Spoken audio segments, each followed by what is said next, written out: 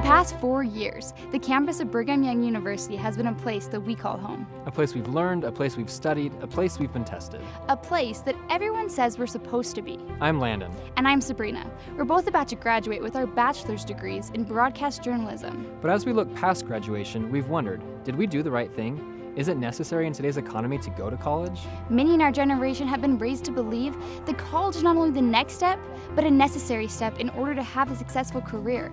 We wanted to see if that's really true. So we reached out to the Utah governor's office and found out that the push for everyone to go to college has had some unexpected consequences. Over the last 40 years or so, Americans have kind of thought to themselves, if my child doesn't go on to college and get a degree, I've failed as a parent. And so consequently, I think the trades and some of the technical jobs, technical skills out there have suffered. To many in a generation of young people who have never had to wait for nearly anything, spending 4+ years in college and decades climbing the workplace ladder isn't appealing. I admit that there is really an interesting attitude among some of the younger people that I work with. You know, they do want that promotion right now. They don't want to work their way up and take 20 years to get there. They want it now.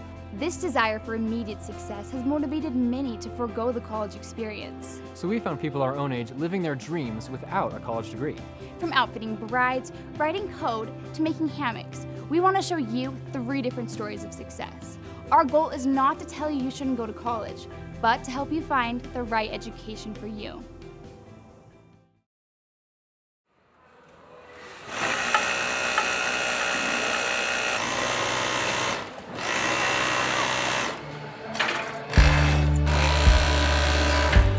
My name is Michael Reilley. I started BearButt November 2015 with my wife, Sammy. When I started, we were just trying to become the largest hammock company in the world. Our process was that we're going to be half the cost of the other guys and give you better quality material and market to you a lot better. A marketing strategy he didn't learn in the classroom. After 2 years of taking classes, he felt college didn't fit with his life purpose. The sole reason that I was going to college is because I was supposed to. My parents wanted me to. I needed that piece of paper. I was going in for a psychology degree. I had no idea why. I like psychology, but what I realized was that it had nothing to do at all with what I was supposed to do in my life. Eventually, my fiance told me you should drop out of college because it also didn't help with my mission. So I made the really hard decision for me personally at the time of dropping out of college. We got married, and then we had a baby, and everything hit the wall. Here I was, newly married, college dropout with no job, and I was a bona fide loser in the world. And so that's when I started trying to figure things out and just making moves. That's when Michael made a bold decision. I started my first company called Suds of Beauty, and I literally sold this 1-pound bar of soap that was black and smelly, and everyone made fun of me. I told my wife I found this course online that taught me how to sell products on Amazon, and the course cost $5,000, and we didn't have $5,000, so I put it on a credit card, and that course taught me how to sell the soap. And so when I was selling the soap, we were selling 30 to 50 a day of these bars of soaps, and we were making money. And I was like, okay, honey, I'm kind of bored with this. Like, I got this down. Let's try to make a really big brand and a really big company so that we can make a big impact on people's lives inside the company and hopefully on the outside to the world. Now, BearButt sells a variety of outdoor goods like backpacks, sleeping bags, and jackets. They make all of their products in this warehouse in Provo. Out of all the people Michael has hired, he says a college education is not a factor he looks for. I don't care about college degrees at all. Actually, I couldn't tell you if anyone in my business has a college degree. I never look at them, never care. I went through 2 years of college and I just memorized stuff and threw it up on a test. You know, I didn't really gain anything out of it. So yeah, I don't think much of it. This is our marketing team that we have. People have like marketing degrees and they come in to work for us. I tell them to forget everything they learned in their marketing class, and if they start using it here, I'm going to be very mad. It's just very outdated and it's just old school. It's always like 5 to 10 years behind. It's just constantly adjusting. So you have to be continuously studying marketing to know how to do it. Like, it changes on the daily. Honestly, it changes on the daily. So a school can never teach you that. Looking back, Michael can see that his path to success didn't require general education courses or learning at the feet of a professor with a PhD, but the ability to work hard, adapt quickly, and just do it. I get asked all the time because, you know, I kind of promote this stuff on my social media. I don't have a big following or anything, but I promote it and people follow me and they ask, like, how do I start? How do I start? What's my purpose? How do I start? And The answer is just do it. Like, you pretty much know how to start. Usually with people I talk to, it's, I don't want to be in college, I'm supposed to be there though, quote unquote, and I don't know what to do. And I just tell them, just do it. Just start doing it. And whatever that it is, I don't know the answer to it, but I know you're supposed to just do it. For me, I thought I knew I wasn't supposed to get a job, and that meant I couldn't get an apartment. And I dropped out of college, and that meant I couldn't live with my parents. So my wife and I were literally ready to live in our car in the church parking lot. I had the password to the church, and we were gonna take showers in the church. So we were dead set, like it was the night before, that's where we were gonna sleep. Like we were dead set on it, and we were just doing it. It was extremely hard. Eventually we found the apartment, and it was nice. But I think that's the dedication it really takes. People just have to do it. So drop out, get cussed out by your parents. Your parents are gonna hate you. My parents hated me. They were disappointed with me for 2 years until they saw one of my products in use. Someone else in California was using it, and they were like, wow, he's actually selling stuff and making an impact. I say to people, shut up and do it. Stop asking me, just do it. Michael's mentality is similar to another entrepreneur we talked with. Pretty much everything I've learned in life is just from doing things. My name is Tiffany Pritchett, and I am the owner and founder of Pritchett Bridal. I've always been interested in hair and makeup. That was like what I wanted to do when I got older. I came up with the dream to have a bridal store that specialized in hair and makeup as well. So we would have dresses on one side and the salon on the other. But I never really thought it would happen. I just thought, like, how cool would that be? When I was in high school, I took the easiest classes you could take. But I actually kept in mind this dream. So like I took fashion class, literally the easiest class you can take. I took sewing, did not take a single AP class because I was like, I'm going to hair school and I just have different dreams. We do. She needs to try this on. So I got a 19 on the ACT and my dad was like, you better take the ACT again. And I was like, no Dad, I'm not going to college. I'm not taking the ACT again. And he was actually kind of like, why? Like, are you going to hair school because you're too lazy to go to college? But he did want me to be able to like have the opportunity to go to college if one day that was something I wanted. And in my mind, I was kind of like, a 19 will get me into UVU and we'll just make it work if that's what I end up deciding to do one day. So I just was like, let me do my plan and then we can see where we go from there. A lot of people went to hair school after they finished college because that was what they actually wanted to do and their parents wouldn't let them. So I went to hair school, loved it. Got a lot of education in exactly the places that I needed. Mostly what I needed was like the art side of things, which is something that just comes more natural rather than something that can be taught. If you don't have a natural eye for it, then you just don't. After hair school, I worked in a salon for a while, decided that I just didn't feel like that I was in the right thing. So I was like, maybe hair and makeup isn't my thing. So I quit. Went and worked for a mortgage company and I was like, okay, just kidding, I miss hair. So I built a salon in my house. I was doing hair from home and I still felt like there was like more for me, but I just didn't really know what it was. Not long after, Tiffany learned from one of her clients that a local bridal store was for sale. With the encouragement of her husband and the backing of an investor, she bought the store. She says that to be successful, the diverse education and experience of those around her were key. We had this skeleton that we knew that we had to fill in eventually when we started here, and I feel like the experiences that we've had here have helped us learn so much, but we wouldn't have been able to start without my husband's knowledge from all of his business classes and from my mom's knowledge from just her experience of life. Their education and my education combined is kind of what's made everything possible, I would say. Thinking that I'm successful is not something that I think to myself. It makes me feel really uncomfortable, to be honest with you. In the year, like a little over a year that we've been doing this, I was featured in Utah Valley Business magazine as one of the top 10 entrepreneurs for Utah, which was like such an honor. When they called me and asked me to do that, I was like, are you sure you want me? Because I don't think you do. But I think it's a little shocking to people my age, along with what I'm doing. If I wouldn't have married my husband, none of this would have happened. If I wouldn't have gotten married when I did, none of this would have happened. If I wouldn't have gone to hair school, none of this would have happened. If I would have been in college, then I wouldn't have done this.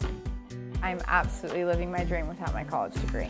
Like, no question. I like, not even for a second do I regret not going to college. I feel like that's not something that I needed at all. I get to do what I love every single day. She looks great in that one, which, like, literally, what more can you ask? Stories of success like Michael's and Tiffany's make it easy to question if college is the wrong choice. Did we need to spend all that money and take all that time when we could have started working right out of high school?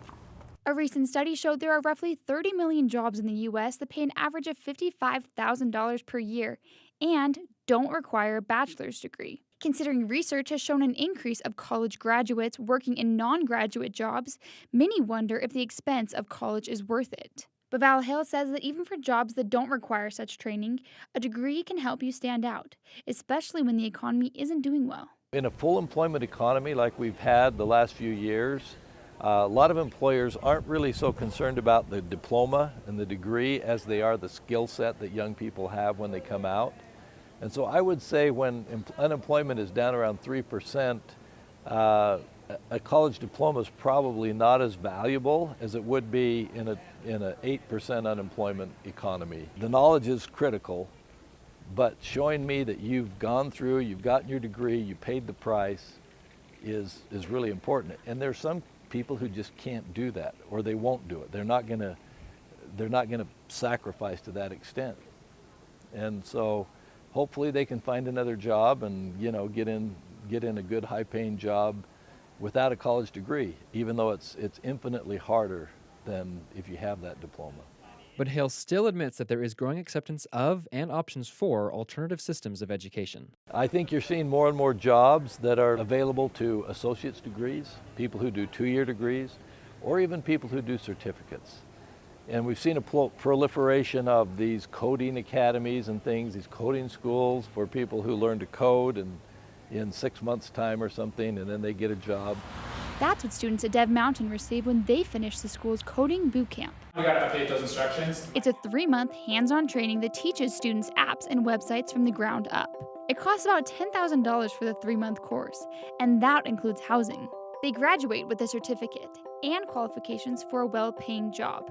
Our students can hope on the low end to make at least 4 times what they paid in tuition. On the higher end, some students could possibly get closer to 5 to 6 times. Students who do go through financing, the higher end terms are 3 years. So all of our students who are actually just following the payment schedule are student loans paid off within 3 years of graduation. And their success isn't entirely fiscal. DevMountain prides itself on the success they've seen in their unique teaching style. We've done a lot of reading and research on brain and learning science, how to help people actually remember things and learn them. And a big part of that is actually doing it. Most people learn a lot better by doing something than by having someone explain something to them. Oftentimes, people that graduate from college, they don't necessarily have the skills they need to perform their job.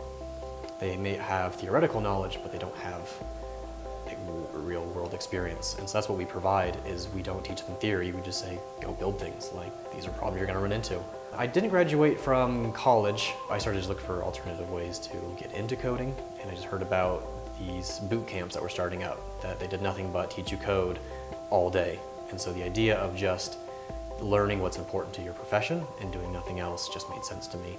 I was getting a degree in biology. The dots have to be vegan, which is good. I didn't know really what I wanted to do, or if my degree was gonna get me anywhere. When I was growing up in like middle school, high school, they really pounded that into you that like you have to go to college and you have to get good grades or you won't go to college, or like you'll be stuck working at McDonald's the rest of your life, stuff like that. I was glad I had a college experience. It would have been nice to know this like a little bit earlier.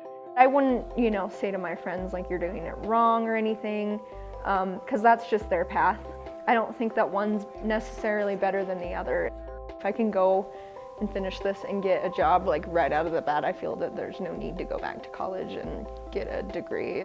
I got relatively close to a degree, and that's something that I still plan to go back to finish off. I still see that there's a lot of value in saying that I have a degree in, for me it would be information systems. Like, there's value in saying that. Like, people pay more for people with degrees, and unfortunately that seems to be a truth that you can't fully escape. I'm 51 years old. I'm the oldest guy here. I went to college, got a bachelor's in marketing, went on to business school, and after that spent several years doing the consulting route, which was really the passion I had back then. I started to look online at online courses and then discovered that they had boot camps. Doing some research, DevMountain kept coming up as the right fit for me. I think it's getting tougher and tougher to justify the cost of college, and I can say that because I'm sending 2 kids to college right now. and it's extremely expensive. My daughter's the first to go to college, and she received actually about $16,000 in scholarships. Her tuition now is about $25,000 a year. Here at DevMountain, I paid approximately $10,000 to $11,000 for a 3-month experience, and we're going to for very different reasons. I came here because I really do want to come out of here with very specific skills to be able to pursue my passions. And my daughter is in a different stage of her life and needs looking for a different kind of experience. I have doubts whether the education piece of it is going to justify the cost. So with that opinion, why send your kids to college? Because it's what everybody is doing, and the other side actually that is really good about college too is you're at a stage of life that you need to mature, you need to start identifying who you are and what you want to be, and I think those 4 years at college can play a really good role in that kind of experience, developing lifelong friendships and helping you find out who you are and where you want to go. Many people we talked to felt their parents pushed them towards college because they saw it as a safe route. I think parents love us. I think that's what it is. Parents love you, and failure is scary for people. And so your parents lovingly hold you back. And they know that they've been told that college is the way to be successful. And so that's what they want you to do because they love you and they don't want you to fail. And anytime you do something that you're truly passionate about, in my belief, it's usually pretty scary, and I believe it's actually harder. But in the long run, it's a lot more rewarding and a lot more fulfilling. I wouldn't say that they were worried because they know me, and they knew that I would figure it out and that I'd be successful in whatever I decided to do. Just because I'm a driven person in general, that's just kind of who I am. They always thought it's great if I do want to get my degree, but if I wanted to go to a trade school, that would also be 100% fine. My grandma and grandpa were just convinced you need a college degree if you're going to be successful in a professional environment. But I think that's a big difference in our generation is we're finding that we're interested in skill. We're interested in can you do what you need to do to make money or make your job happen. I 100% think the college system is broken. It's teaching us how to memorize things. It's very outdated. And the right or wrong system is also very wrong. Like, hey, it's C, not D. I think that's very wrong. We're taught not to fail, but really, failing is what it's all about. Failure is one of the best ways to learn. If you do something right, what's your brain going to remember? How's it going to change? How's it going to grow? It doesn't work that way.